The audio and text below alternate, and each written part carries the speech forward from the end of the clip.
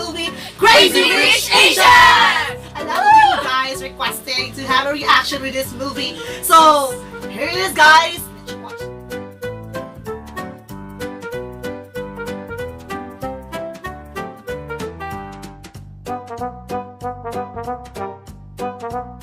A few moments later.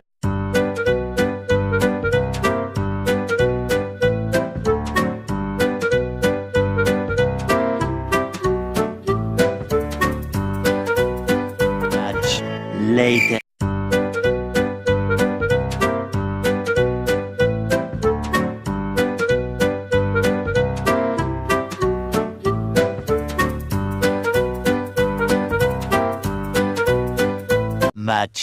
Much later.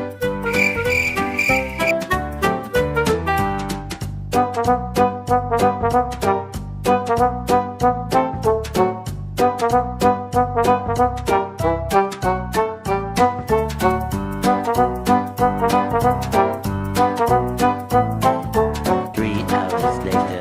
Can you move it along? I'm all out of time cards.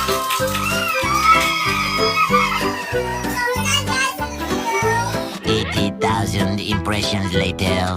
Would you please stop imitating me? It is starting to get very annoying. Oh my god, I think, guys, this movie is really quite interesting. Yeah, it's really interesting. So, guys, what is your favorite scene in the movie, and what is your you really don't like in the movie? The scene in the movie. For me, I really love the wedding part. Yeah, something like oh my gosh.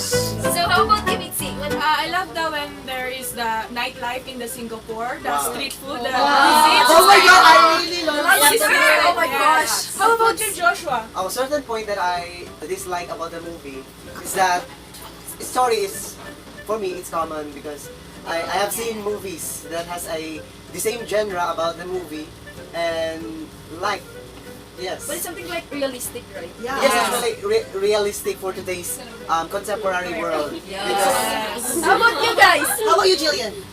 For me, Yeah. I like the when the guy with Nick, Yeah. he fights for her love. Oh yeah! I really love that part. Like How about you? the scene. You know, we cried a lot during after we cried a lot. We showed mixed emotions. We laughed. So I really like the movie, and we you know the Also in the scene in the plane. The scene in the plane. Yeah. Yeah. Proposed to And you know the scary thing there is that when Rachel and when Nick introduces Rachel to her mother, it's like, oh my god, my Everybody, girls, like in that moment will be scared because facing the mother of the. Yeah. It's like really quite it's almost like nervous. the Chinese tradition that if you have a girlfriend, you need to introduce to each member of the family. Yeah. And Yes, from that movie we can learn about the Chinese tradition, culture, Not just like the Chinese, but maybe some other kind of Asian. Asian culture, like us, Yeah. Western culture. And also we can learn about the Western. Yes. Because Rachel is These guys from New York. Yes, it was raised. oh. And the best thing there is we had a pride of Yes. Hi, Pisakino. If you're watching this vlog, guys, if you're watching this reaction, You are going to watch this vlog. Oh my god, we love you. And you're standing there with the yellow. Oh my gosh. You're so royal there. But what broke my heart is that when Nick's mother like confronted Confront Rachel, and then Rachel. she told Rachel that Rachel's not enough. It's not enough. Oh my god, like Like it's very challenging for Rachel to To let go or to fight. to Yeah. fight or to fight Nick or just to let go Oh, him. yeah. Like, or to collaborate with the family of Nick because Nick's Nick is- parents, especially for his mother and grandmother, dislikes Rachel very much. Yeah.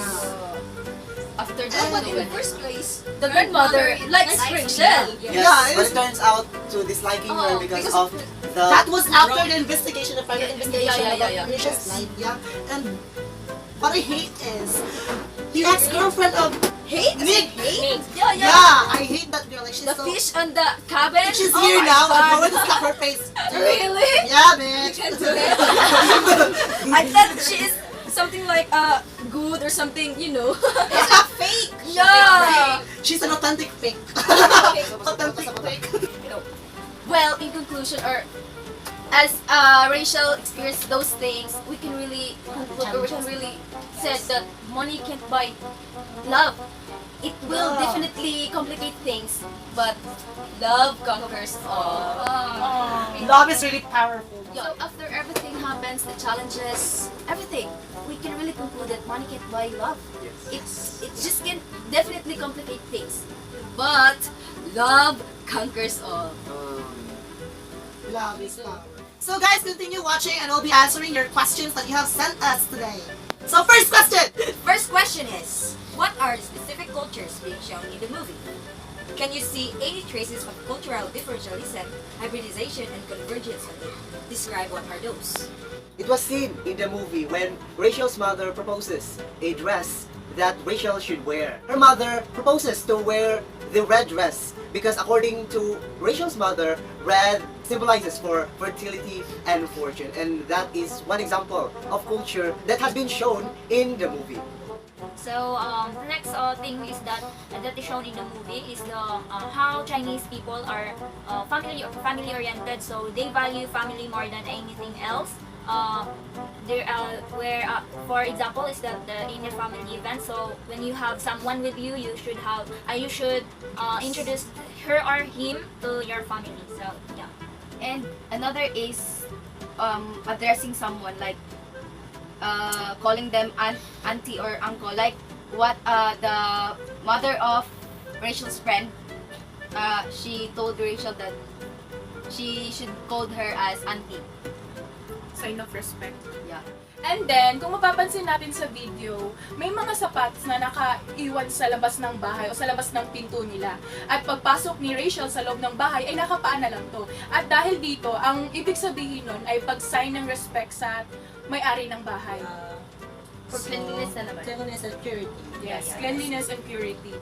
Not just in China, no? Pati sa mga Asian, kitang mga Pinoy, iniiwan natin yung mga sapatos natin sa labas para hindi maging madumi at pagiging respeto na rin sa atin. Yes. Okay, in addition, one of the Chinese practices is the legacy. Kung makikita natin dun sa video na o sa movie, yung pagbigay ng mama ni Nick ng singsing bilang pamana at pagtanggap kay Rachel sa pamilya nila. One of the traces of cultural differentialism is Eleanor Young, the mother of Nick. So, cultural differentialism is defined as resistance of global culture. It is about being passionate of one culture. So, in the first place, Eleanor Young disliked Rachel Chu because Rachel Chu is raised as a New Yorker. So, she is a migrant or a foreigner to Eleanor Young. So, she doesn't want a migrant or a foreigner to be part of her family since she is passionate of her culture.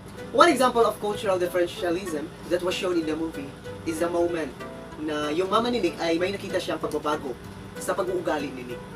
Dahil when we say Chinese, following the elders or parents is very significant. Nakita ng mama ni Nick yung pag-adapt ni Nick sa US culture, which is ang pag-deny or pagsuway sa utos ng mga magulang. Nakita ng mama ni Nick na hindi na siya sinusunod ng kanyang anak. Kaya isa yun sa halimbawa ng cultural differentialism. So, one of the traces of cultural hybridization is Rachel. So, sa makikita natin sa movie, si Rachel ay isang Chinese na hindi naman lumaki sa Singapore or sa China. So, she is raised in New York. So, New Yorker na siya. So, sabi nga ng mama ni Rachel na you are born Chinese, you can speak Chinese, but your mind and your heart is not a Chinese. Ang isa pang example ng hybridization ay yung sinabi ng mama ni Rachel Chu na isa siyang Chinese. She was born a Chinese. She speaks Chinese, but her mind and heart is a New Yorker. For cultural convergence or the sameness is example of that is kahit na malayo sila Nick at saka si Rachel ay binavalue pa rin nila ang culture ng pagka-Chinese nila. Tulad na lamang ng marunong si Rachel mag-Chinese kahit na hindi siya lumaki sa China. Second question. What was the central theme of the movie and how is it relevant in today's cinema?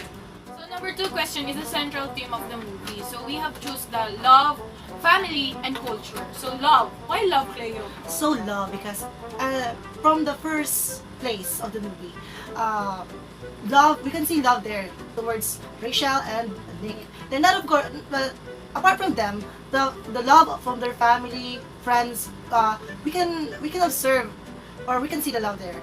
Then despite of those challenges, nangingibabaw pa rin yung love.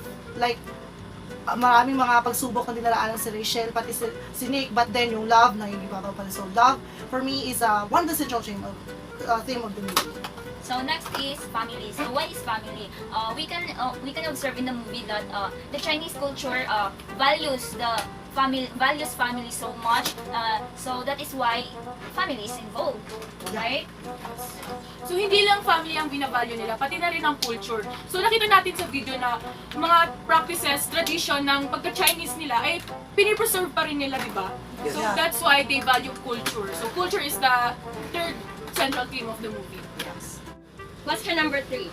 Give your reactions to the part when Eleanor Young mentioned that following one's passion is so American.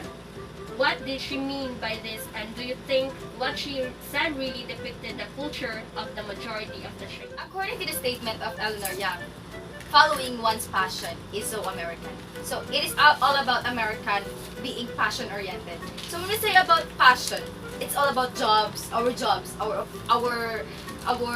career. So mas madalas ginagawa ng American is yung mga bagay na makes them happy. So personal, something like selfish intention. But then, as you can see in the movie, the Chinese culture, it's somewhat like dapat i-carry yung family decision para sa mga ganyang bagay. So that's it. Parang may difference. One extremely annoying shift later. Lively! Thank you guys for watching our videos. For more videos from us, subscribe to Lively channel. Thank you guys! Bye!